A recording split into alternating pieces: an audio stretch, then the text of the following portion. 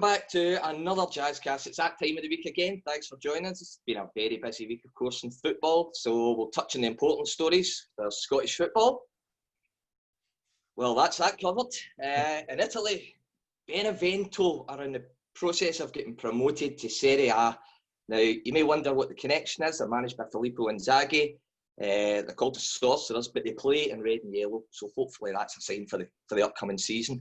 Of course, the national team's fixtures have been announced for a competition that hasn't finished from a draw that nobody can remember taking place.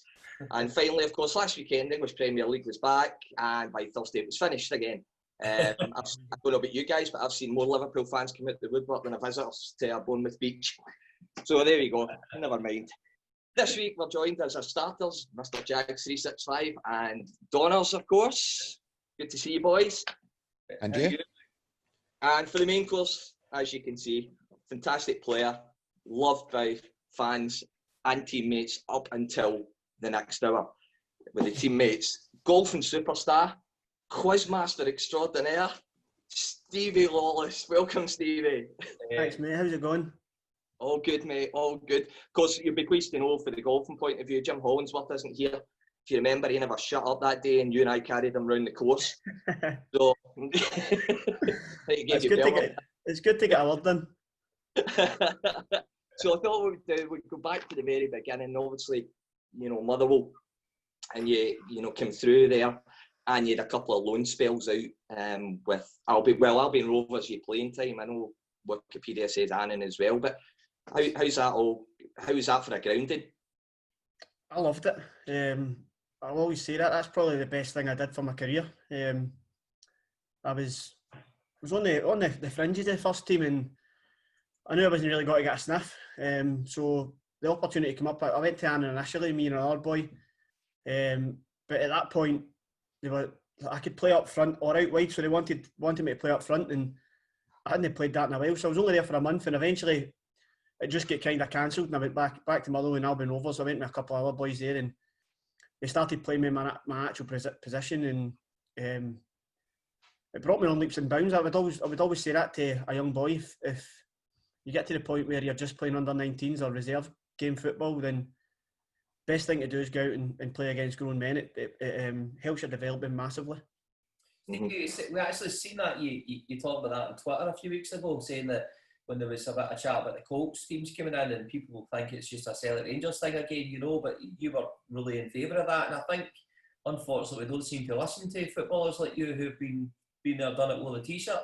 I don't think it should just be a Rangers and Celtic thing. I think obviously they get the best picks of the young boys when they're at a certain age. So I would have them higher than most teams. And if you do that, then it would help Scottish football. It's only going to improve the Scottish national team if you get the boys through in at the deep end rather than in their comfort zones constantly playing against the same boys all the way up for under 10s.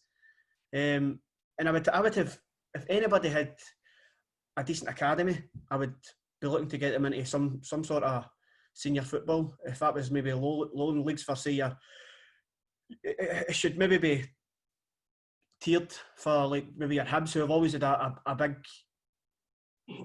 emphasis on youth teams, and Motherwell as well. Teams like that should maybe be lowland leagues, Aberdeen's, and then if you work your way down and just have everybody at a certain level, once they get past under 19s, I think it would improve every youth player in Scottish football, and in the long run I think it'd be great for Scotland national team. I mean, obviously you're getting towards your kind of late 20s now. I take it you've seen a lot of young players that you were really impressed with that just haven't cut it at all. Yeah, there's been a few. When I was at Motherwell, there was obviously probably the biggest player in my youth team was, when we got to a certain age, he took a massive jump, was Paul Slane. That was just down to mentality. He was brilliant. Then you had other boys, and the one I always use is, when I was coming through, it was Robert McHugh, who I'll hold my hands up. When I was 14, it was me and him up front. When 14, 15, all the way up, he got into the first team at 16 at Motherwell, and this is where I think getting out on loan pushed me on. Whereas he wasn't allowed out on loan until he was like 20, and eventually went to Thistle. on loan, but he was unlucky. Like 2 days training, I think he broke his wrist and had to come back. But I think him being on the borders and not getting as much game time as he should, I think that stalled him a bit. I think he should be, if he'd went out on loan or was allowed to go out on loan, I think he would be in the Scotland team because he had that much ability. He had everything. I'm sure he was getting called the Scottish Wayne Rooney at one point when he was breaking into the team. Obviously, that's a bit of an overreach, but there was comparisons there. But it was. I think he's been held back possibly because Motherwell's squad was so short, and he had to be there for numbers, just in case there was injuries, and he got 10 minutes here and there. Maybe started 5 games a season, if that, and I think that stalled his career. It makes so much sense. I know we're here to talk about this today, but you look at the young talent between Portuguese football and Spanish football, and they have it, and it happens throughout countless teams in Europe, and you think, why are we not like experimenting or actually doing something about these things? But I think that comes down to it being Rangers and Celtic who would be in the top, the higher reaches of it, because everybody hates the old firm. Let's be honest. So it's a case of why would we do that to help them? Where it's not really about that. Like in Portugal, as you said, and Holland, they look at it as for their country. They don't look at it for we're helping Ajax. They look at it as we're helping our country. So I don't think they would have. Look at the size of Holland. Holland's tiny, same as us, but their players are produced so much better than us because they push them. They don't hold them back. You get to a certain age. When I was maybe 19, playing under 19s game, reserve games is rubbish. Like, we were beating teams constantly. I wasn't getting tested. And when I went out to Albion Rovers, I was still training with Motherwell.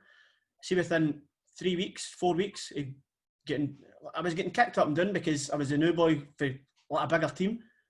But you get used to it. It's what makes you better. I was going to train with Motherwell, and the difference in my training just with Motherwell was night and day. I was taking training with the scruff of the neck rather than being a little kid who was just happy to be there. Like, I was getting in, and obviously playing against grown men just brings you on so much more. And I would honestly say that to anybody. If you want to improve, you need to get to a certain level and go out and loan. Well, it certainly gave you a good grounding, Stevie. You signed with Thistle in the summer of 2012. I'm going to, first of all, I'll ask you how it came about. But one thing I want to do is throw some stats, because I was absolutely blown away with this. So you made your debut in a friendly on the 10th of July away to Alloa and scored. A week later, you scored twice in a 4-1 away win at Ayr. 4 days later against Celtic in the Arcade Cup, you scored. Then you scored in the Forfar game on the 4th of August. Then, in the 11th of August, the first league game, you scored after 4 minutes, your league debut. The following week, you then scored up at Dunfermline. 2 weeks after that, because it was an international break, you scored against Hamilton. And then you scored 2 goals against Livy in the 15th of September, one of which I remember was an absolute rocket off the underside of the bar. I think it came up, back, down 3-4 times. And you get Young Player in the month of August. It's not a bad way to start a career, is it? No, to be fair, I couldn't ask for a better start. As you said, I hit the ground running. The friendlies were really good.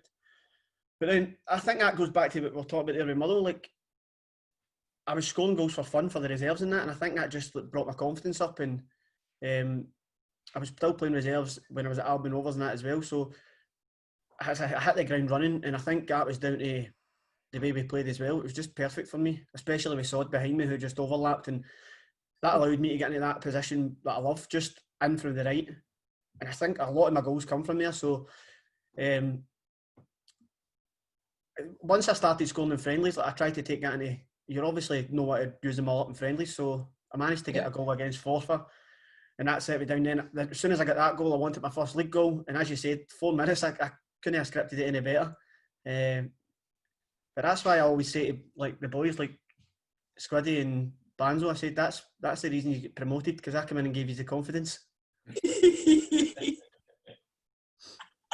I've said that to this day. Every time he brings it up, I said, you'd still be in the Championship if it wasn't for me. Well, you know, we're looking at some of the highlights, you know, and there's a game against Dumbarton. You can see the kind of football that the team are playing. It was nice in the eye to watch, but you gave us a cutting edge. You gave us an end product. You know that if we didn't have, then maybe we would still be in that league. Well, we are.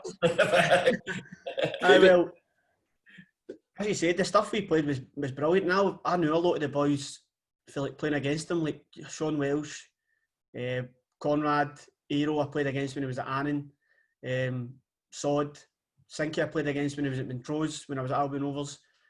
I think that might be it, but like I knew a lot of these boys, and I knew the way they played football, and I knew with Stephen O'Donnell behind me, I know he's probably one of the biggest athletes I've played with, just over him, and I knew that would suit us down to a T. So that was the biggest factor in me coming to Thistle.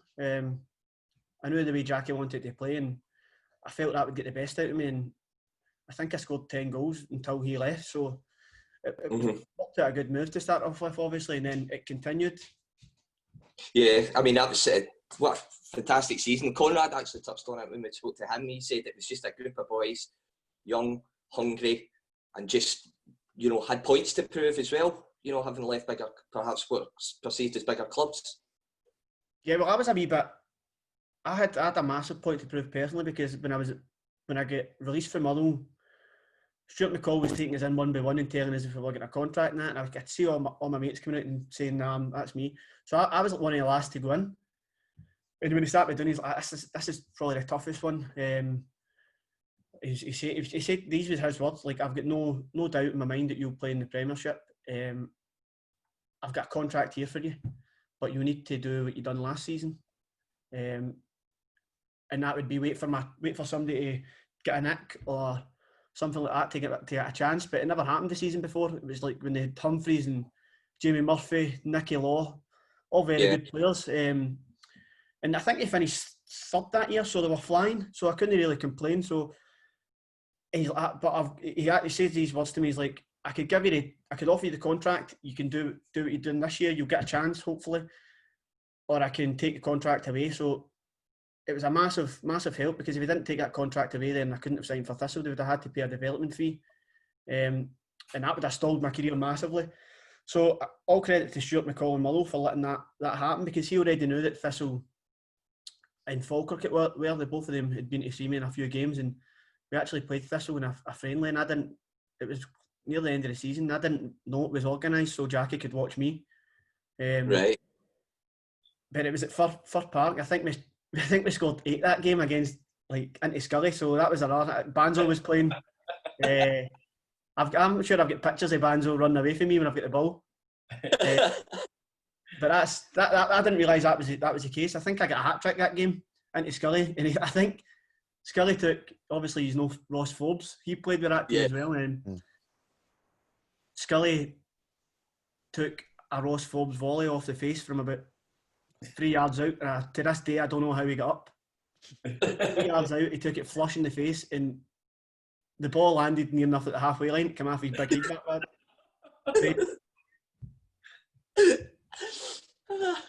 Donald. See, when you were playing, were you talking on the field? You know, did you like a bit of banter on the field? I was a moaner. I'm still a moaner. Like I greet all the time, greet my face all the time at the ref, at players. Like, I argue with certain players every single game I play against them. Ryan Jack mainly, constantly arguing with him. So much so that he thinks I'm a Celtic fan, because I know him through Sinky now, and he always thought I was a Celtic fan. We argue that much. I would moan at my teammates as well, but only if they wouldn't pass me the ball. Like, Sod used to hate it. Sinky as well. Sinky never passed me the ball. Like, that's why I like being on the right. Sinky would always fake to give me the ball and get down the line. I would always moan.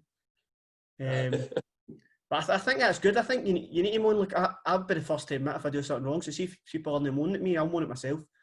I think if you just accept everything, then you're not going to improve. And it's the only way you know you need to up your game if people get on your case. We had Freddie Franz on a couple of weeks ago, and he was saying that Higginbottom was the moaniest, angriest man he'd ever played with. Aye, if I was moaning, I had something to moan about. He would moan about absolutely everything. Like, he'd be moaning before you went out on the park. I think that was just part of his motivation. I think that's what got him up for a game. He just had to be angry before he played. We used to try and piss him off before the game started. Donald. Yeah, obviously you were saying there about playing with Sod and Sinky. Obviously you played with a few different fullbacks, or people playing in fullback, shall we say, for some of them. What was like the main differences? Obviously you were saying there about Sinky not giving you the ball and Sod always going by, but like what did you prefer, obviously, the sort of playing with? I think I had the best relationship with Sod. I think both of us suited each other perfect. I obviously wasn't the quickest, so I always like coming into that. I've done that all the way through, if I'm being honest, like coming into that the wee hole in between the defence and the midfield, and that just goes back to me when I was a striker. Like, I would always drop into the hole to go on the ball at the link up, and I loved that aspect. So Sod going round me was perfect. It would drag fullbacks away and give me space and time. Then the other side, I didn't really play much with Sinky. I was just meaning when I would come in for the other side, Sinky would never ever look inside to me. He would always run the line. So I got used to that anyway. But I played a lot with Callum Booth as well, and we had a good link-up play, a good relationship as well. But I always say he cost me so many goals because I like playing on the right so much, but me and him had a good relationship. I get moved out to the left, and if I'm being honest, I wasn't anywhere near as effective on the left as I'm on the right. So I think that took away from my game slightly, but we still had a good relationship, and I enjoyed playing with him. You mentioned Sod. Have you been surprised to see him, the way he's grown his career and becoming international?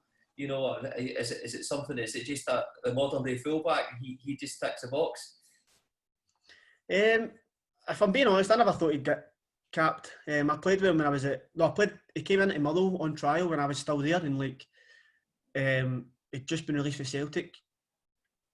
And you know Sod, he's the nicest guy in the world. He does not shut up. So first impressions are the biggest compliment you can give him, because honestly, I've never met anybody that talks as much as him. First day in anywhere, he's just one of the guys.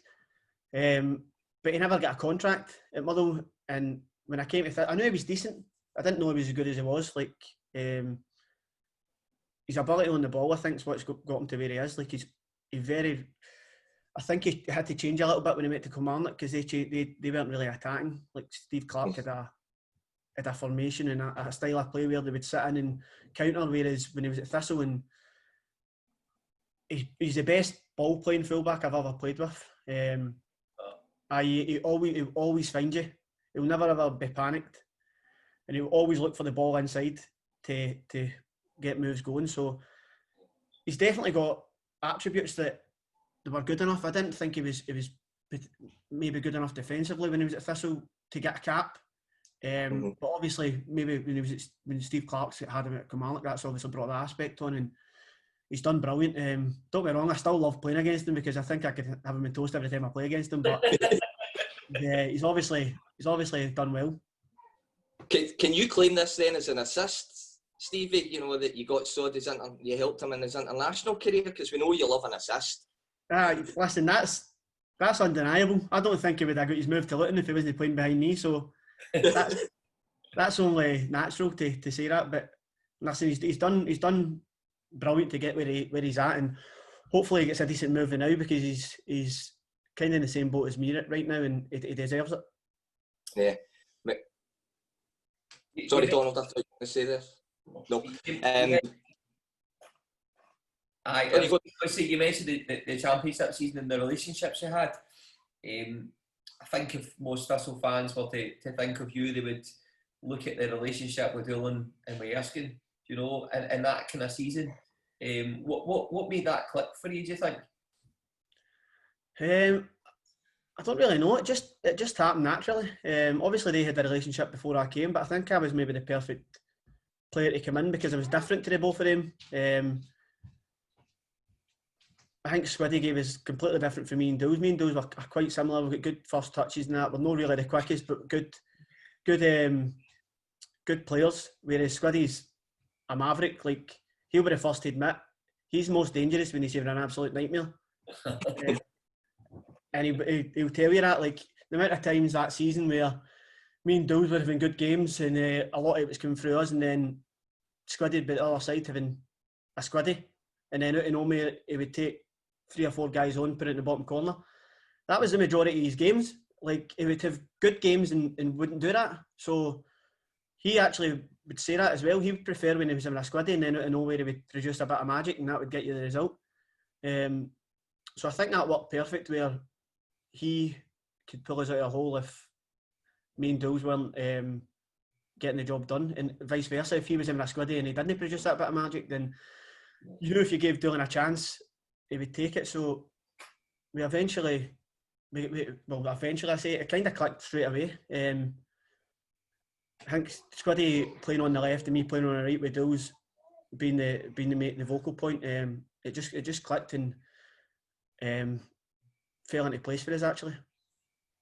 When you look at that team, for them to be able to, you know, sort of keep almost a core of it for the first season back in the Premiership, and I think that showed. I think especially when things weren't going our way or whatever, there was still that core of you who had come through, and you know, obviously there was some additions to the squad as well, but see, having that, as it got towards the end of that season, and you know, battling to secure our place in the league, did that kind of help within the group? Possibly. I think bringing Squiddy back was big. I wasn't having the best season, if I'm being honest. I think it was when Archie came in, we kind of went a bit more defensive, and I wasn't used to that. Like, I was just still in, like, the way I started the season before, like under Jackie, I was just all about trying to score goals and get assists. Where Archie wanted a bit more for your wingers when you were up a division, obviously, because you spend a lot less time attacking. It took a wee bit of time to get used to, but I've always had a bit of graft in me that I managed to get there. But I think bringing Squiddy in was massive. He's not the best defender actually either, but as I said, he's a bit of maverick about him, whereas I would say I'm more steady than Squiddy. He's a bit more up and down. He can reach higher than I can, obviously, and he's up and down, obviously. So yeah, I think bringing him in, I think, helped. Gave us a bit more confidence as well, because we all knew what he could do. And what you said there about, we all knew what everybody was capable about. We all had that togetherness. I think that showed massively in the Hearts game, where it was a great performance. And I don't know if you'd have got that if you lost the nucleus of the squad. I think that does come back to the bond we had for the year before. You mentioned Squiddy. You said that he mastered the first touch off a shin, didn't you? I've never seen anybody do that as much. I think that's down to his shin pads as well. I'll give him a wee bit of credit. He wears, it's not just all down to his touch. He wears the worst shin pads I've ever seen anybody wear in my life. Like, all the way for I started playing football, nobody's had. I think he started football with these shin pads. They're like big hockey pads. They wrap right round his leg. And I think his first touch is down to that a lot of the time. See, when you look back at the goals he scored, like, I always say that, like, he'll take a bad touch and it'll make a defender commit, and he'll just get a toe in it, and the defenders will run into each other or stumble. Whereas I'll take a good first touch and then get smashed. It's just the way it goes. He does it all the time. I've seen him do it so many times. There's one against Falkirk that I don't know who plays it into him in the middle of the park, right? But he takes a heavy touch, and it makes the defenders think they're going to get there. So the two of them come and he toe pokes it, and one of them wipes out the other one, and he's through and goal. He does that so many times in training, you wouldn't believe. Well, the other thing of that, obviously, we then went on, just missed out in the top 6 the following season, then got the top 6. But you had a spell where you were sort of playing almost left back, you know, I think it was as much down to injuries. That season, I think I had a short spell. I think we played, if that's the right season or no, we played Dundee United, and we had a lot of injuries, and it was me. I played left wing back, but we had like a lot of young players playing. Like Dale Keenan made his debut, Declan McDaid played in the right, and we put in a good performance. I played like maybe 2 or 3 games, and then to the year we get relegated, I think played like something like 6 or 7 games in that position. Yeah. And I think I get took forward into Livingston, and I'll tell anybody that asks me, I hate that position with a passion. But I'll play it for the teams. The team need me to play with it. I'll do that, and I'll try and put as much into the team as I can for that position. But it does take away from my game massively. But it's something I'll do. I've always put in graft to help put the team in that position. And there's one thing I hate doing is tackling, but that position needs a lot of tackling, and I've just not got the body for that. Well, I mean, you obviously you'll always have that. Not only the championship, when there was the cup final as well, of course, in your first season as well. You want a funny story about that? Go on. What you got for us? So I asked my agent to give me brand new boots for that, and they were customised, right? So I've not worn them before. I wore them. That's a lie. I wore them the day before, right? But we trained in Astro, so wearing them in the warm up, absolutely fine. 10 minutes out of the first half, I go try to run a channel, and start skating. My boots are clogged with dirt. I nearly do my back. I pull my back slightly because I try and stop myself from falling and making an arse of myself. And I look down at my boots and they're just completely clogged with dirt. So I start taking the dirt out. Again, 5 minutes later, I nearly fall again. I'm running on eggshells because every time I move, I'm going to fall. When I look at the boots and see, like, at the back of them, they've got like AT on them for AstroTurf. So you're only meant to wear them in AstroTurf, and I didn't know this. And I spent 60 minutes of the game. No, first half. I think I changed after like 40 minutes. Where it was an absolute nook. And I'm not saying it was just down to my boots, right? But I couldn't run because these were AstroTurf boots. And 40 minutes, I think I changed my boots, and I get hooked at 60 minutes, and I slaughter my agent to this day for getting me the boots, and I blame him for getting me hooked in that game. You would have been one of the penalty takers. See if I stayed on the pitch and we got to penalties, I don't care what end it is. I'm scoring my penalty 100%. So you can blame my agent for not winning the cup. You could have bailed Conrad out. Right, listen, fair play him standing up to take one, right? But I would not have Conrad anywhere near a penalty. But listen, see when you get to these situations, it's not about who you would want, it's about who's got the bulk to do it. So fair play to him for doing it. Like, put his hand up and wanted to do it. So fair play to him. Aye, but listen, at least we made up for it 3 days later, eh?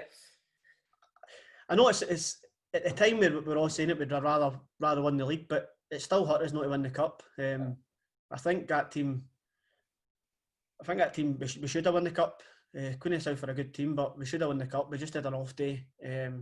We nearly get built out with deals as usual, but just split decisions. I mean, see if Aero doesn't stick the nut in that boy, then maybe we win another, and then he could have hit another penalty. But it's just the wee things. Like, I'd never seen Aero miss a penalty before, but just maybe Nails get the better of him, and you go to, I'll take it a couple of years on, like, see when we were in the playoff final and Sammy took the penalty. Like, obviously I went to Livingston after it, and like, see when you're nervous, obviously that's a nerve-wracking situation. You go to what you know and what you're comfortable doing, and maybe the goalkeepers knew they were going to that side. I know for a fact that Neil Alexander knew Sammy was going to that side. He hit every penalty that side. And he wasn't even meant to be on penalties as well that year. It was meant to be me. Right. But I kept getting subbed off in the 70th minute, and he took about 5 penalties and after that, and got the glory. Aye, so that's how he ended up taking it, because I took 1 penalty that year against St Johnstone and scored it, and I was on penalties. But we got, like, I think it was maybe 3 or 4 after that, and he scored every one. So it's just one of the things. But Livingston definitely knew he was going that way, and maybe that's the same for Aero. Maybe their keeper knew he was going that way. Yeah. Aye. When you look back through, you know, the seasons, there's 6 seasons with us, Stevie. I mean, let's be honest, you weren't shy of tap in, were you? You know, top corners, were kind of carte blanche for you a wee bit. I mean, I remember the goal Gary Miller scored, and you you took it at him. See when he scored that goal, I actually ran up to him when he scored that, and I said, "That's goal of the season." And when we were celebrating, I says, "That's goal of the season." And then 5 minutes later, I topped it and says, "No anymore." And he was trying to get everybody to vote for him for that as well. But not just that, goals against Aberdeen, against Motherwell. I think Motherwell was a midweek game, wasn't it? Was that the 1-0 game? Yeah. That took a big deflection. I'm not going to lie. That took a big deflection. But that was obviously a big result for us at the time, and a big result for me because that was the first time I'd scored against Motherwell that we hadn't been pumped 5-1. Aye, that's right. So it was an enjoyable night that, because obviously they were my former team. It was good to score the winner against them. So, and it was a big result for us at the time, as I said. Yeah, that's right. And of course, I spoke earlier. For me, I actually thought your goal away to Livy, where it smashed. I mean, the keeper was still in the air and it had bounced twice off the underside of the barn, and that to me, that was phenomenal. I was sitting level with that at Livy when the throw-in. It was just a throw-in. Aye. No, I like that goal as well, because again, that's Buffy I've turned, so that's another thing I can slag Buffy for. I've got pictures of both of them. I've got one where I think it's Sod plays it, they take it throw in, he plays it in my feet, and I turn and Buffy dives in, and if he just stays in his feet I don't get my shot away, but he dives in to try and win the ball, and I've got a picture of that, him diving in, and then me just after it shooting, and then I've got a picture of when he dives in, I just dink it over the keeper. So they're always good to have for when he starts getting chirpy. What about the achievement of top six, Stevie? How big was that? It's obviously massive for the club. As a player, it doesn't really mean much to me, if I'm being honest. It does to other people. It's obviously it's good at the time because you've had a good season. You want to finish as high as possible, but I'm not going to look back in my career and say, "Oh, there's the time your dad finished top six." Like I would have rather had a massive cup run at Thistle and got to a final, or at least a semi-final. But I've spoken about this numerous times to people. I always thought it was Thistle that were jinxing the cup, but I've went to Livingston and it's me. It's you. It's me. So every time I get to a quarter final, I thought it was just at Thistle. Every time I get to a quarter final, I get Rangers, Celtic, Aberdeen, majority of the time away. Yeah. And that was the case at Thistle. We always seemed to get to that stage, and it was Parkhead, Pittodrie. I think the lowest team to put us out the cup. I'm not sure, this could be wrong, but this is just off of memory. I think the smallest team to put us out the cup was Dundee United away, which is obviously that's still a tough game. They're still a big club. Numerous times we get Celtic in cups, and it's just you need obviously you need to beat the big clubs, but you need absolutely everything to go your way in the games. You need them to have a nightmare. You need everything to click for yous. And even if we got them at home, I don't think for Hull helps. It helps against the smaller teams, where you can pass the ball, but it's not an advantage when Celtic and Rangers come, because the bigger pitch suits them massively, and I think that's why Livingston and myself have managed to get results against them, because the pitch is a factor. Like I've always been an advocate for AstroTurf, but I just mean the pitch size. Thistle's is humongous, and it was always in reasonable nick. So if you give better players that environment, they're going to 9 times out of 10 they're going to beat you. I think the closest we came in one of those games was at Firhill in your last season against Rangers. We took the extra time. Remember Doolan scored late again, and we just missed it. That was, I suppose, at that point we were feeling quite buoyant as well, because we had a good season the year before, and obviously it didn't end up that way. But I know what you mean. It's just it's been tough. You see some clubs that get a nice wee break. Look at Hearts, the year they got to the final, was it last season? And they had hardly any. I think they played us in the quarters or something, didn't they? But other than that, it was quite an easy ride for them. There's been a couple of times we've always like a joke about it, saying it was rigged, but it's obviously I obviously can't do that, right? But I always make a joke with the boys saying the balls must be heated, because there was one year that it was us, Inverness, Falkirk, and maybe County, somebody like that, or maybe St Johnstone, and the other 4 teams were Rangers, Celtic, Aberdeen, and then Hibs and Hearts were still to play each other. So that was the draw, and it came out Rangers at home, Celtic at home, Aberdeen at home, Hibs and Hearts at home, and all us Diddy clubs on the other side. I was like, how is that possible? That was a quarter final. And there's been a few times like that was just the one time where it was ridiculous how that happened. But there was other times as well where Falkirk got to, like, Falkirk Inverness was the final. Like, I don't think they particularly hard runs. Was that the year Inverness beat Celtic but in the semis? I think so. So that's like, but that's different. You get to Hampden, it's a different atmosphere. But we never managed to get to that stage where it would maybe be different. But it's just one of the things. It's one of the things that really annoys me about my career, that I've not been to Hampden yet in a semi-final of that. And as I said, I thought when I went to Livingston I'd maybe get a bit of a break, but I still seem to get Rangers at.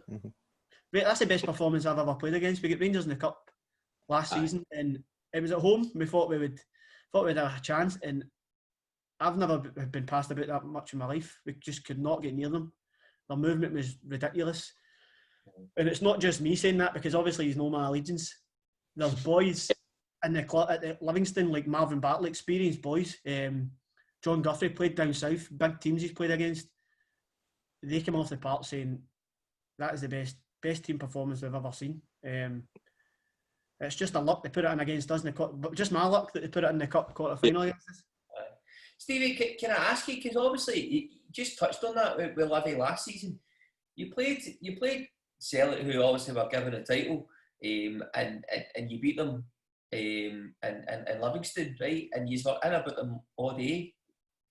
How does that come about? Is that the mentality of players, or is it just circumstances? You know, how does things happen as the game goes on? You know, you mentioned you play against Rangers and they just pass it about you.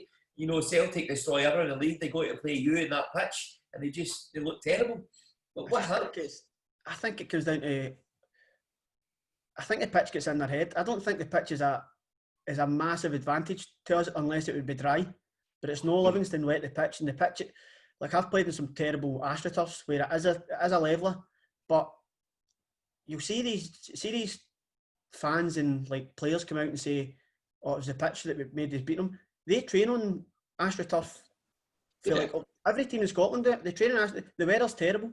They train on AstroTurf, and Rangers and Celtic will have the best AstroTurfs at their complexes.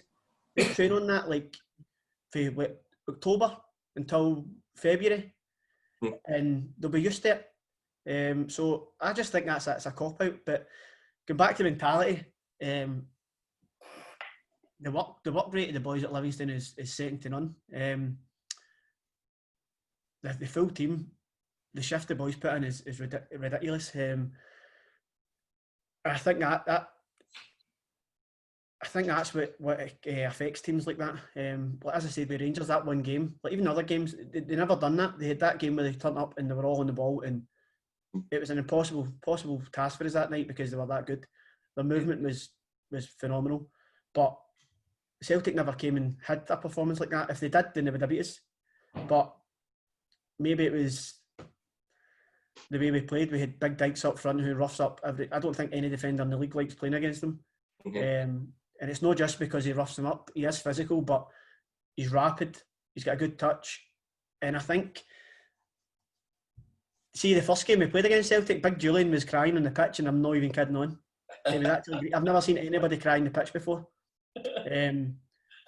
Obviously, like if you get relegated or that stuff like that, but in a normal game, I've never seen anybody in tears on the pitch. But Big Dykes reduced him to tears the first game there, and that was a game he came out after it, like looking for redemption or something like that. He wrote a tweet about it.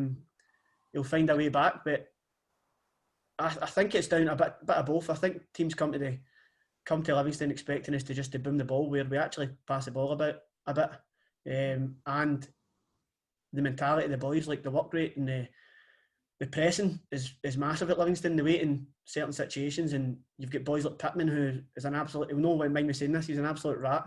Keegan Jacobs are always in your face, and I think that when big clubs come to Livingston, they don't like that approach. They like to try and play football, and I don't think it suits playing away to Livingston like that. Yeah. Donald. Sorry, 2 seconds. See to touch on that. Aberdeen is one of the clubs we've known the Livingston haven't beaten since they come up, and it's because Aberdeen don't pass the ball like Celtic and Rangers. Aberdeen have got Cosgrove up front, and they bypass that, so our press isn't as effective. So I think that's why, and I don't know why teams like Celtic and Rangers just don't do that. Rangers more so do because Morelos has got that in his locker, but Celtic just want to play perfect football, and I don't think at Livingston you can do that. Yeah. Donald. No, just on that point, am I right in saying obviously Gary Holt was in charge when Livingston beat us in the playoff? No, it was Hopkins. Hopkins, oh, that's right. Hopkins, aye. So he was it, and then when I signed it was Kenny Miller. And then obviously that never lasted long. So, but I've always kept the same like motto and the same style of play. And I think that's down to the assistant David Martindale. He kind of keeps things going there. But I see, going back to the year we get relegated, I think Livingston were the worst team for us to play. Yeah, aye. I think their style of play, and that, even the first game, I felt like we were doing okay. I felt they've actually told me this. They tried to kick me because I was having a no bad game, and Sean Byrne had a kick at me, and my ankle went, and I didn't know if I was going to be able to play the second game. But I thought when they came back to Firhill, like the pitch was, see, going back to what I said there about Rangers and Celtic, I thought them coming to Firhill, we would absolutely pop them, and I just don't think we get that first goal, which would have changed it for us. But I think their style of play and our style of play was terrible for us, because we were quite weak, if I'm being honest. We lost Big Liam, who was massive for us. I think he would have made a difference. We didn't have Banzo, who was, we'll touch on him later on, who is an absolute, he's the biggest rat I've ever played with. He's perfect for playing against Livingston. I think he would have helped massively. Whereas we weren't strong enough to beat them. That's what beat us. And don't get me wrong, like, I'll give Livingston all the credit in the world. Like, they surprised me. I thought they were just, everybody looks at the long throw and how physical they are for that, but obviously that's a massive asset. And if you have that in the locker, why would you not use it? But they have boys who their basic thing is the fight. They've got boys all the way through the team, and that team like your Halkett's, Lithgow's, Gallagher's, and then even in midfield, as I touched on there, Keegan Jacobs. He's no big at all, but they put their body in the line constantly. Where we had boys who are willing to do it, but it's not their first instinct, and I think that's what beat us. I've always thought Spittle had a couple of chances in the first half. I think one he should have put in Erskine. If one of them went in, it's maybe a different game in it. But I think that as well. Like, it was a good shot, but I think if he passes that, then Squiddy's got a better chance. Like, but listen, he had a good shot. He got it in target. It's a good save. And who knows? Like, if it was me, he might have passed it to me, but it was Squiddy, so he'd have probably take a touch right to the keeper. So he's made the right decision in shooting. For sure, right? Well, it's kind of ironic, Stevie, that obviously when your contract was up at Thistle and you end up at Livingston as well. So you continued, and last season, or the season that's just prematurely ended, you had a phenomenal season. Yeah, I think that goes back because the year before I went to them, I played right wing back the full year basically. And I can remember having a meeting with Gary Holt and David Martindale. They'd offered me a deal, and they were basically saying they were wanting more from me going forward. And I said to them, "You played me out of position the full year. I get 3 goals and something like 6 assists the year before, something like that. But I was saying to them, like, you need to play me in my right position. If you play me, you change your shape." And they kind of implemented that anyway. They were the last couple of games because they knew who they were losing. Maybe the last 4 or 5 games we changed to a 4-3-1, 4-2-3-1. Sorry, and they knew they were going to change to that. So me saying that to them, and I kind of emphasised my point. If you keep me on the right and and give me a run of games on the right, then I had every confidence that my numbers were going to be good, because I had only one full season, I think, at Thistle where I played that position, and it was a championship year, whereas other years I was chopping and changing from left to right. I was only maybe getting a run of 4 games on the left, couple on the right, and I was never really settled in a position. Don't get me wrong, they're quite similar, but like getting a run of games in that position, I felt like I would have the numbers I did this year. And if from now on out, I'll be telling that to managers, saying that to managers even, that if you play me on that side, I feel like I would get the numbers more so than not. And it worked out that way, thankfully, because if I'd backed myself and told them that year and didn't get the numbers I got this year, then it would have blew up my face. So maybe that added a little bit of pressure to me that I needed. And yeah, I think that's down to position in the style I play. Again, I had a fullback or fullbacks behind me who were like sod. Nicky Devlin started off the season brilliant, and he was perfect for me with overlap, and then it fell into Jack McMillan, who obviously was at Thistle the year before, who I think is a great player. I think he deserves a run of games at Livingston. I think he could be closest to Sod and maybe overtake Sod if he gets a run of games, and that belief in him. So what you're saying is, when you sit down with Solskjaer in the summer, and you're saying, I'm only signing for you if I'm playing in that kind of right hand slot. If you're playing anywhere else, I'm going elsewhere. That's what you're saying, aye? Aye, Daniel James needs to get in the bench. Martial through the middle, Rashford, and then me. You can do all my running, because I will not be able to keep up for them. Listen, that's that fullback. All he can do is runs. That would suit you fine. Well, actually, you talked about keeping up with folk, and the David Amu goal against St Johnstone. How quick was I there? Like, I've never noticed how quick I was there, but I can't believe he never passed me that ball. If there's one guy you don't want to shoot me, he never touched the ball with his left foot his full time at Thistle. That's it.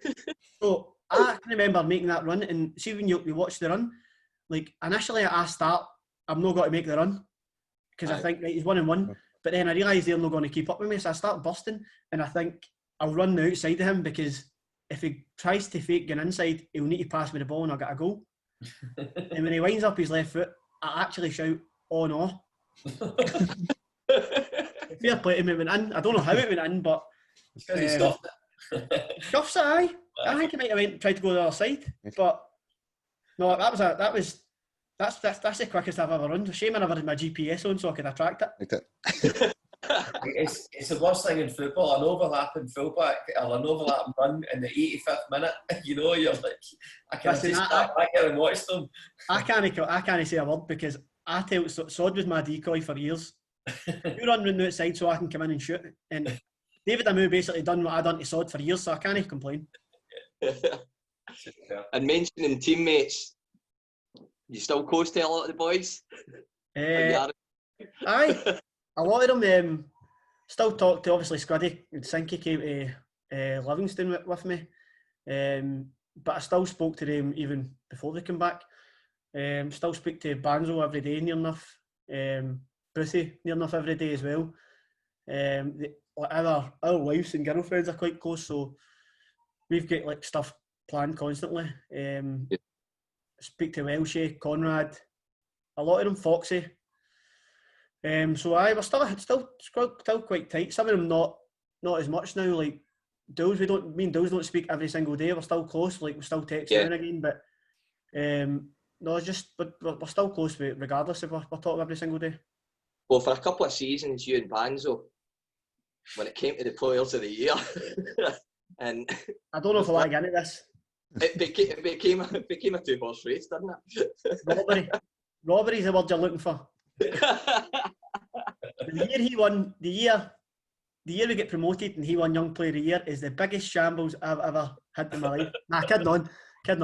He done really well that year, but he nicked every single one of them off me. Every Young Player of the Year. I don't understand it. Like the guy scored 3 goals. As I said, I'll say that to the day. He always says that. He sends me pictures now and again. His trophy cabinet. He's saying, "I'll just keep a couple of them for you." Nah, it's a great relationship with him. The two of you, and you just were always fun together. I've I don't know what it is. We just clicked straight away when I came in. I never knew him before I signed. But after, like, obviously played against them a couple of times, but as I said, like, Thistle never had the best youth team, so we battered them. So they never really had a chance to impress. But obviously, it surprised me how good he was, because when I signed, he was. I always say this team, like, I got him out of the reserves, but he got that chance at left back, and I thought that was his natural position. But he's obviously a great player. He's been very unlucky with injuries. I think if I think about being realistic, he shouldn't be in Thistle if he'd never get any injuries. He had a massive career in front of him. He'd moves lined up. I know that personally he did. Close to signing him, but it was just, it's one of the things. For him to still, he doesn't look down on himself at all. Doesn't feel sorry for himself at all. I think it'll be the first to admit he's no reached the heights that he was at before that, and because of the injury, it's a hard one to come back, but he'll get there. I've given him the confidence because of the work he puts in. Listen, he's not a championship player. Even if he doesn't get to the heights he was at before the injury, he's not a championship player. He should be playing in the Prem. But obviously he's got ties to Thistle now, and I think it's out now. He's took the contract, obviously, and decided not to leave. So I think that deserves massive credit. But let's get off of this, because that's the most I've given praise in my life. So that's enough. We're actually just looking for Ripple. You know something, Stevie? I've got some footage here. I think it was the first away match in the Premier League when you went up, right? It was at Ross County and you scored 2, right? And it was almost as if, like, the first goal, you drive from your own half and you play it into him, and he's got an easy body play to you, and he shoots and he scuffs it, and you bail him out with putting an empty net. And then the next time, the same thing happens. He actually knows it to me that time. I didn't think he was going to give me to wait that long, but he's claiming 2 assists for that, even though he's not the keeper. That was a massive game like that. I think that gave us the confidence again. I'm not just saying this because I scored 2, but I think we had a good game the week before against Dundee United, and obviously we didn't know how good they were going to be that year. So they had, like, some great players, obviously, like Mackay Stevens and Armstrong and Shifty, Robertson. So we never knew how good they were going to be. But not in each of them was pretty good. We done well. We should have probably won the game. I think there was a terrible tackle on Banzo in the box. Butcher got away. Murder, basically. But I think we didn't know how good they were going to be. So we went into that game still unknowing how we were going to do that year, and to go up there and we absolutely battered them. It could have been more. I think that gave us a bit of confidence again to get into. Went a wee run after that, and we built on it. And then, like every team does when they come up, they have a wee bit of a blip when teams start figuring them out. But I think that was good to build on. Get his points on the board early doors. But it was almost as if he was reluctant to pass it to you because you were going to just go on about it all week. Well, we've got some other. We've got an outrageous assist that you put him. I think it was against Motherwell. When he makes a wee run up the left hand side, and you just basically slide wheel past through the fence. He puts it in. Aye, and then do you see the celebration? Aye. He runs away and patches me. Like he's always going on about that goal, to be fair, because he looks quite quick, but he's always saying, like, if there's any other winger they wouldn't have got it. But no offence to Ian Vigurs, he's not the quickest guy in the world, and I think he'll tell you that. And he nearly caught Banzo. A couple of yards and caught. So that was obviously a good goal. I was just surprised Abdul Osman passed me the ball. It usually just tubes it, but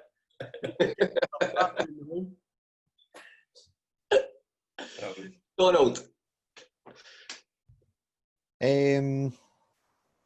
Don't know. I don't really have anything off the top of my head, Right. unfortunately. Right, Stevie, some quick fire stuff for you, right? Right, Klopp or Guardiola?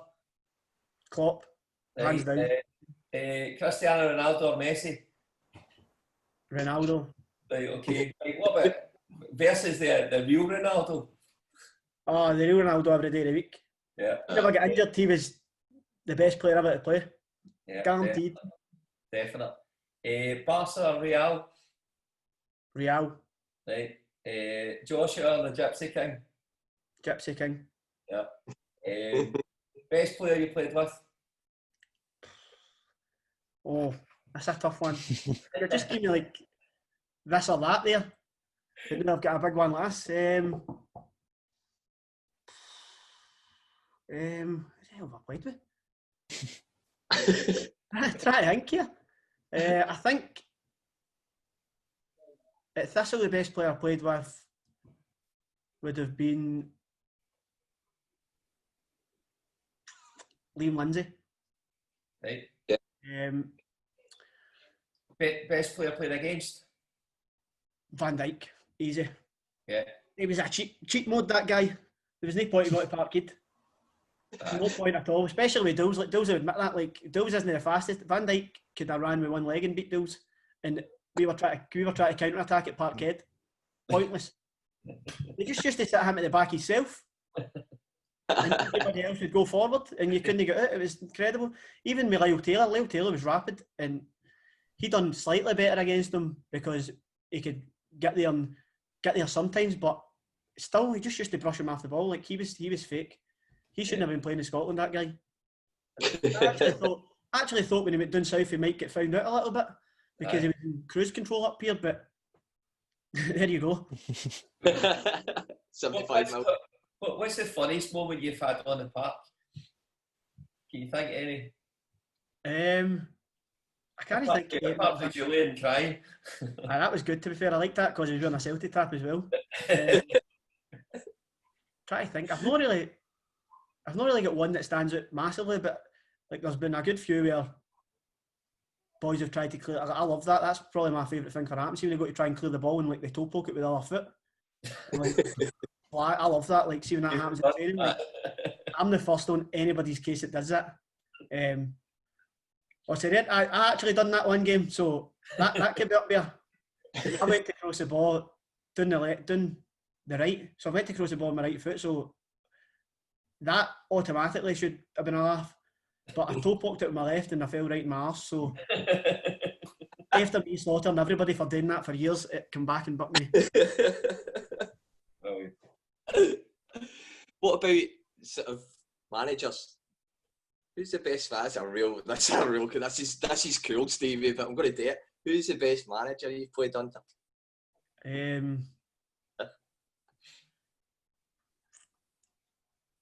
Just for a personal, being selfish, I would say Jackie.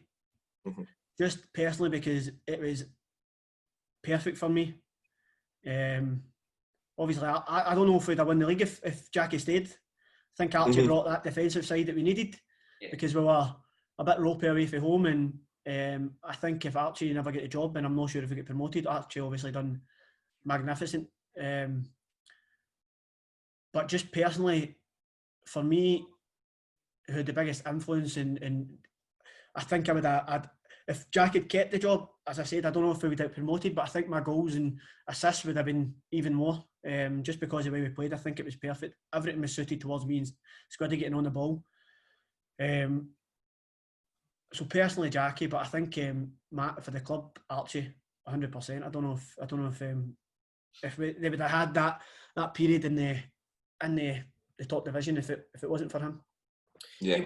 You wonder what would have happened if Jackie had stayed this season, because obviously there was a team for the continent came in for you, wasn't there? You know, obviously they like that kind of style you had, that kind of, you know, probably translated to some European football. What would have personally happened for you if he stayed longer? Yeah, it was a few Dutch teams. One came out, like I didn't know anything about it. It was on the news. It was Willem 2. It was on the news, and my gran phoned me and says to turn on this channel. So I turned it on, and I seen my mug with a badge beside it, and that was the first I'd heard it. They hadn't even spoken to my agent. They just bypassed my agent and went straight to the club with a bid. Yeah. And then the club knocked it back. But I think that's, like, it's going to sound straight. I love my time at Thistle, but I think that's one of the things that will affect me, but that's one of the things I regret in my career, not try to get that up, because I thought they'd maybe come back in with a bigger bid. At the time, I was happy to stay at Thistle and try myself in the SPL. That was a big challenge for me, but looking back at what happened the next season, and like obviously not not featuring as much as I wanted to, and maybe not kicking on as much as I thought I would.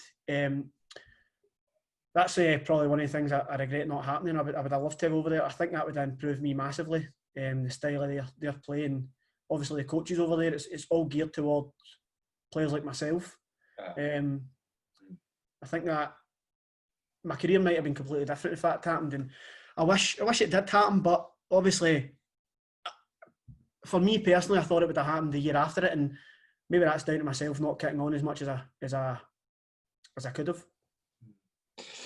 Well, I know, Stevie, you're out of contract just now, and it's a very, very busy time, for you. Obviously, we don't talk about what's been happening, but for you to give up your time for us this morning has been absolutely brilliant.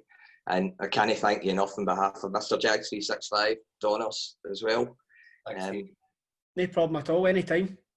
Absolutely brilliant again. So thank you very much again, Stevie. And next week we will be joined by another player who played the Premier League with us. Jamie Mitchell will be with us next weekend. So we look forward to that. As always, everybody, stay safe, look after each other, and we'll see you next week. On the Jags. Thanks, Stevie. Just. People, I thought, mate.